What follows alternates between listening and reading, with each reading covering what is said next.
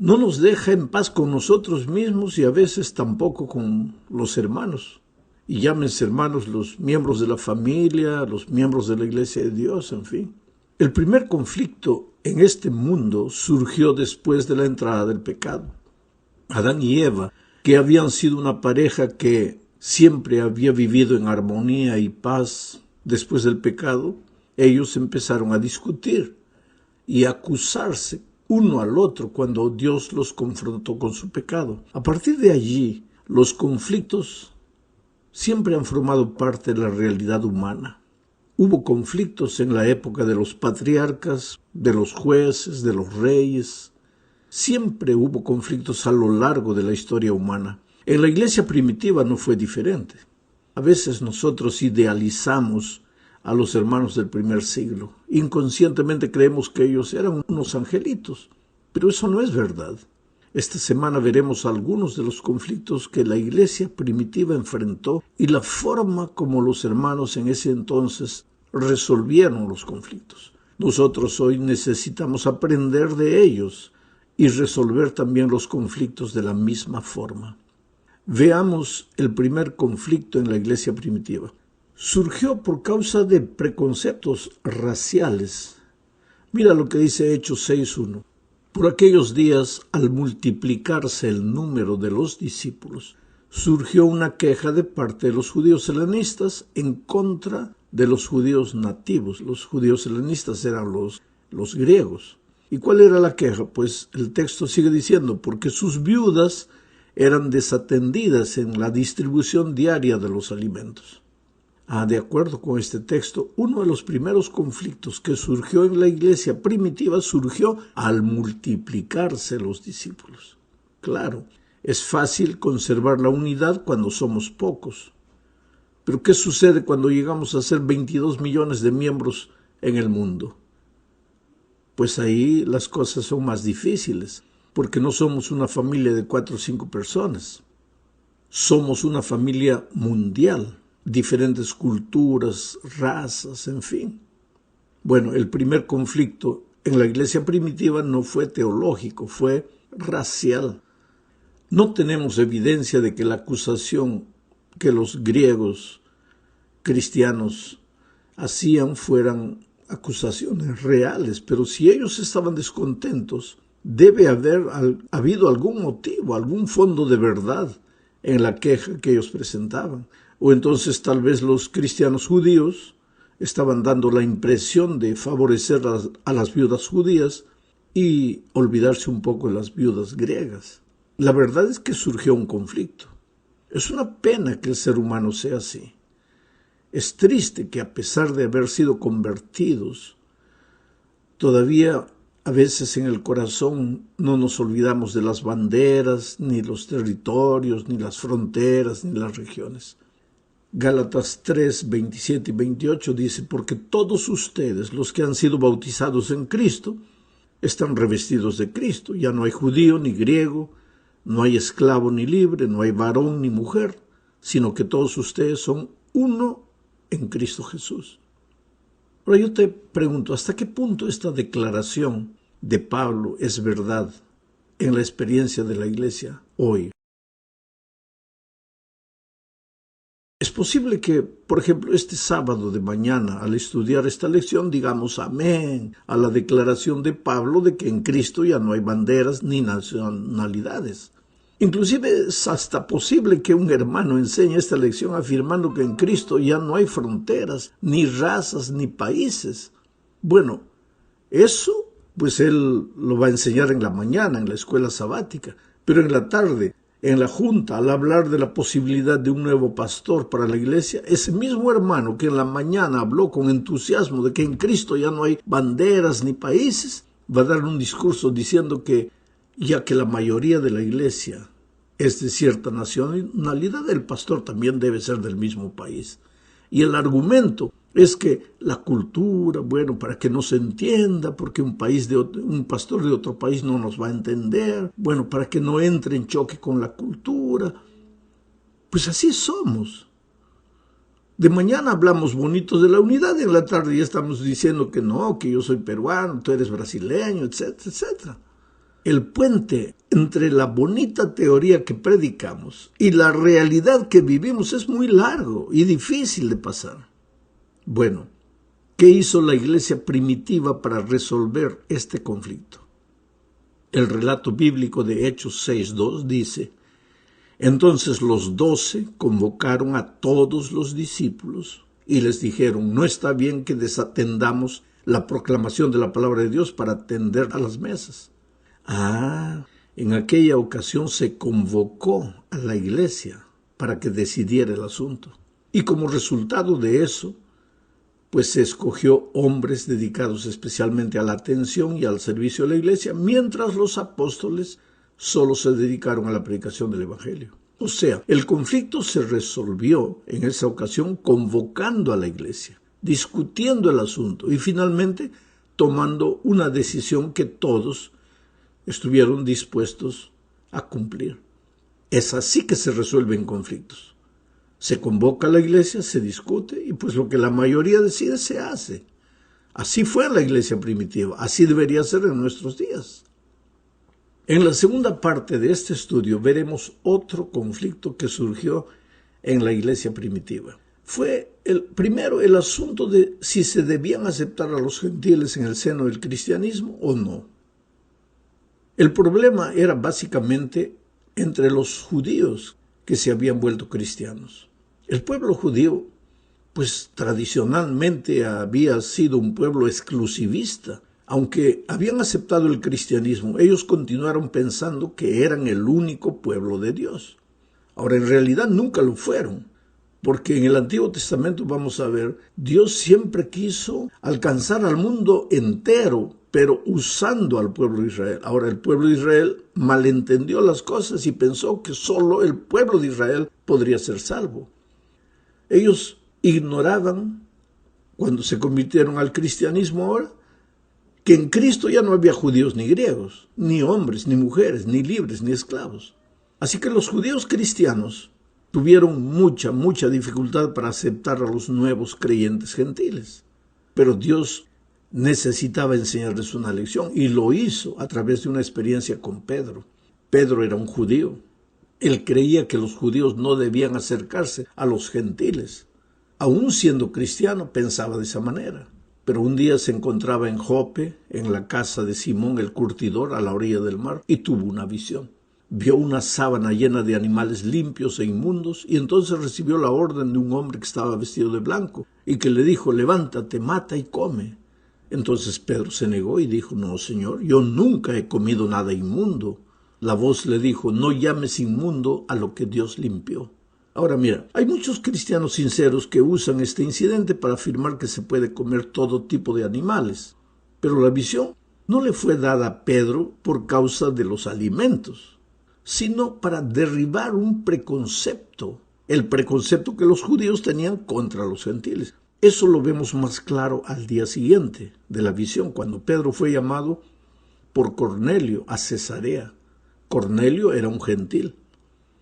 Allí Pedro dijo algo sorprendente, está registrado en Hechos 10:28. Entonces les dijo: como ustedes saben, para un judío es muy repugnante juntarse o acercarse a un extranjero, pero Dios me ha hecho ver que no puedo llamar a nadie gente común o impura. La visión de los animales limpios no era refiriéndose a comida, era refiriéndose a personas. Dios estaba tratando de derribar la barrera del exclusivismo y queriendo enseñarle a Pedro que tenía que aceptar a los gentiles que se convertían al cristianismo. ¿Te das cuenta que el judío Pedro empezó a darse cuenta de que ahora el cristianismo no es solo para los judíos, sino para todos? Ahí cuando fue a Cesarea y oyó a Cornelio, y Cornelio le dijo también que había tenido una visión y que por eso lo mandó llamar. Entonces Pedro declara en Hechos 10:34 al 36 lo siguiente: entonces Pedro empezó a hablar y dijo: en verdad comprendo ahora que Dios no hace acepción de personas, sino que a Él le agrada todo aquel que le teme y hace justicia, sea de la nación que sea. Dios envió un mensaje a los hijos de Israel y en él les anunciaba las buenas noticias de la paz por medio de Jesucristo, que es el Señor de todos. Interesante, solo que este incidente muestra solo la raíz del verdadero problema teológico que se estaba levantando en la iglesia primitiva. Vamos ahora a la tercera parte de este estudio. Los informes de lo que sucedió en Cesarea con Cornelio no demoraron en llegar a los dirigentes de la iglesia en Jerusalén, y estos pidieron inmediatamente que Pedro viajara a Jerusalén para explicar lo que pasó. A los dirigentes allá en la iglesia de Jerusalén no les gustó lo que Pedro había hecho, porque según la interpretación de los dirigentes, a un judío fiel no se le permitía comer con los gentiles. Ahora, no existía un solo versículo en la Biblia con relación a esta posición. ¿Te acuerdas que a Jesús también lo acusaron de sentarse a comer con los gentiles, con los publicanos? Pero seguramente, como en todos los tiempos, algunos hermanos, sinceros yo diría, intentaban tomar un texto y hacerle decir lo que ellos querían. Pero no había un así dice el Señor. Y eso me deja triste a mí, porque agarramos la Biblia y queremos probar algo que la Biblia no dice. Y comenzamos a hacer deducciones lógicas, a hacer conclusiones personales. Pero muéstrame dentro del contexto lo que Dios dice para decir que sí o no. Pero pues los dirigentes judíos en ese momento en Jerusalén querían hasta disciplinar al pobre Pedro porque se juntó a comer con Cornelio. Sin embargo, Pedro les explicó y les dijo que la mayor prueba de que él había hecho lo correcto era que Cornelio y los que estaban con él habían recibido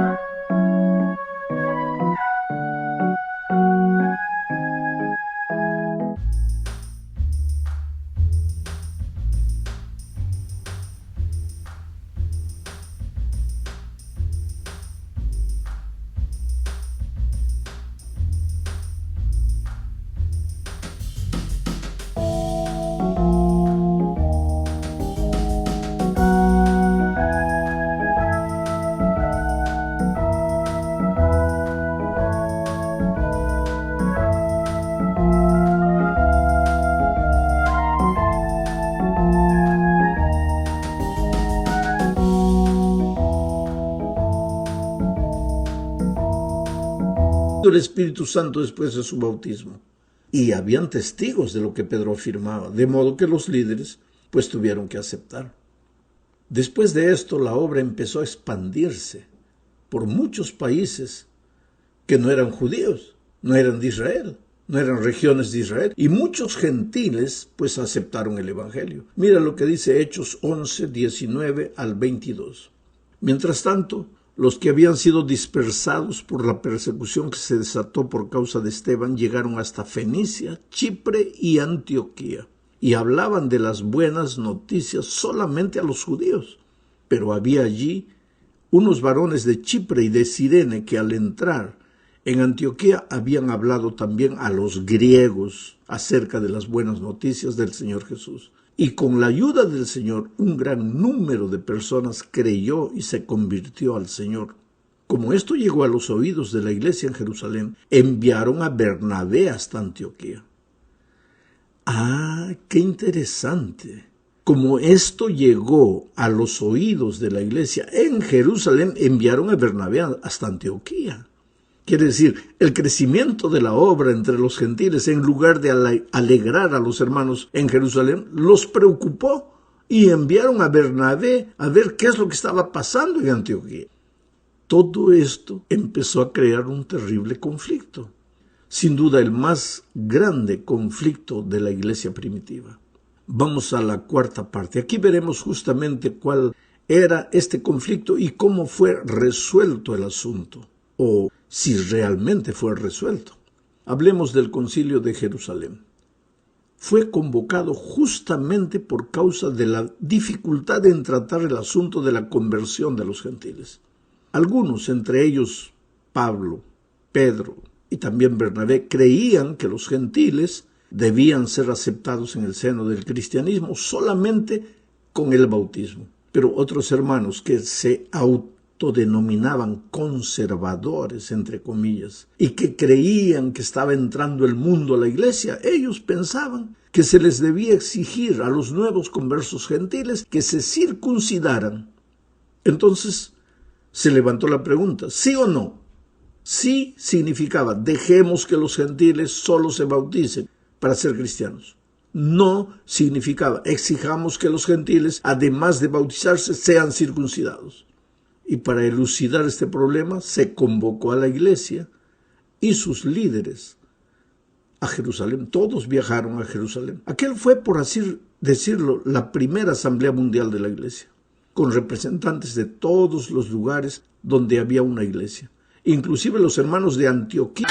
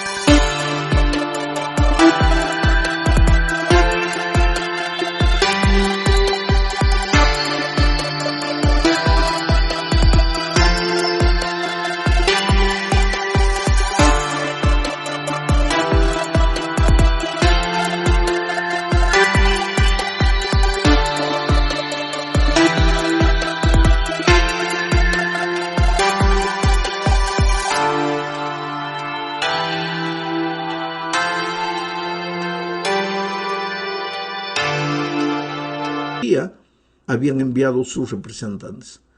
Todos confiaban que Dios dirigiría la reunión en Jerusalén y se llegaría a una decisión sabia. Y sabes, no fue fácil llegar a una decisión. Como en toda reunión de esta naturaleza, pues los delegados hablan y cada uno dice su opinión, pero finalmente se hace lo que decide la mayoría y la minoría pasa a apoyar lo que la mayoría decide. Debería ser así. Es así que se trabaja en la iglesia de Dios. Pero a veces no sucede eso. Por lo menos en los tiempos de la iglesia primitiva no sucedió eso, porque la iglesia, la mayoría reunida en Jerusalén, los delegados, decidieron una cosa, pero después vamos a ver que hubo un pequeño grupo que no aceptó lo que la iglesia decidió.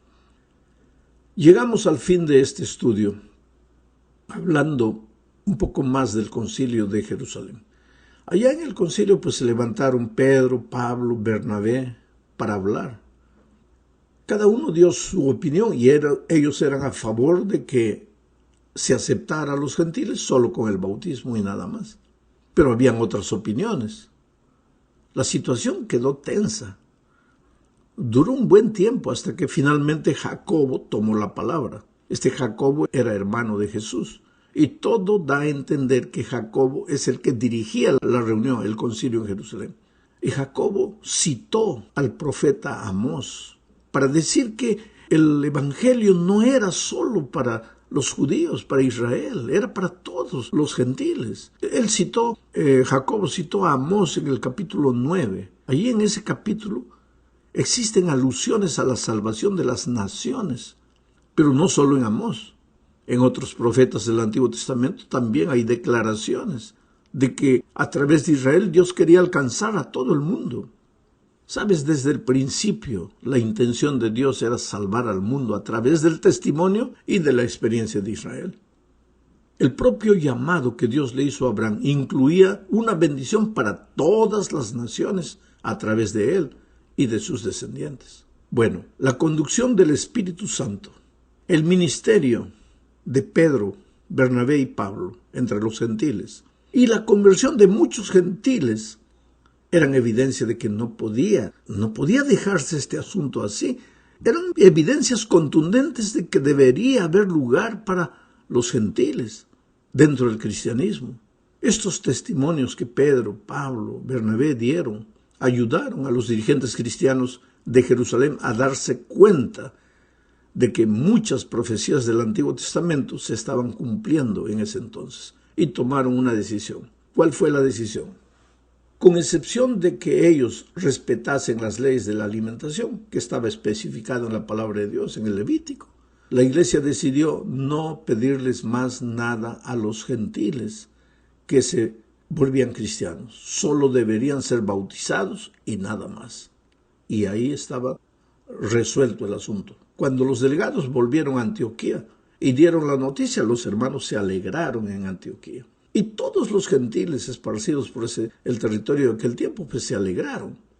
Sin embargo, algunos pocos hermanos salieron descontentos.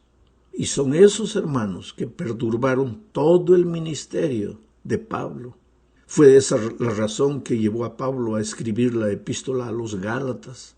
Ellos perturbaron y seguramente pues opinaban y decían, no, que la iglesia cayó, que el mundo está entrando a la iglesia. Quiere decir, hermanos que en realidad no estaban convertidos, porque cuando una persona está convertida, aprende a trabajar en equipo.